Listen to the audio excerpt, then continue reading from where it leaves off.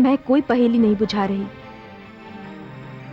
यदि हमारे पुत्र ने ब्राह्मण कर्म त्याग कर क्षत्रिय कर्म अपनाने का निर्णय किया है, तो इसके साथ एक पुरानी घटना जुड़ी हुई है।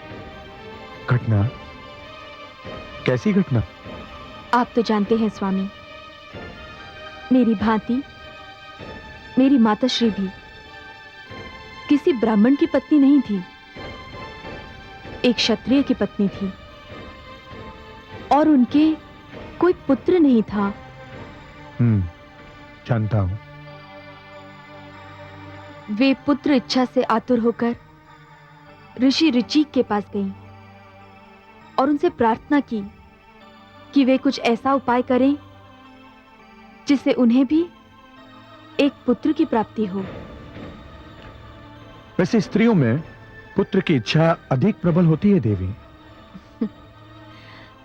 आप सत्य कहते हैं स्वामी। इसी इच्छा के अधीन होकर वे ऋषि ऋचि के पास गईं। ऋषि ने उन्हें औषधि मिली एक खीर खाने को दी। माताश्री ने मेरे लिए भी खीर मांगी, तो ऋषिवर ने प्रसाद के रूप में मेरे लिए भी खीर प्रदान की और कहा कि इसके प्रयोग से उन्हें एक वीर क्षत्रिय पुत्र की प्राप्ति होगी और मुझे एक विद्वान ब्राह्मण पुत्र की। तो फिर क्या हुआ?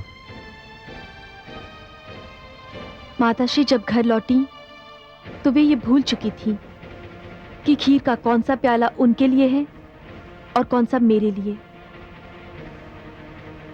फलस्वरूप भूल से मैंने उस प्याले की खीर पी ली जो मेरी माताश्री के लिए दी गई थी। तो इससे क्या अंतर पड़ा? उस समय तो अंतर नहीं पड़ा, पर अब पड़ रहा है। मैं कुछ समझा नहीं रेणुका। ऋषि ऋचि के वरदान से जिस क्षत्रिय पुत्र का जन्म मेरी माताश्री की कोख से होना था, उसका जन्म मेरी कोख से हुआ।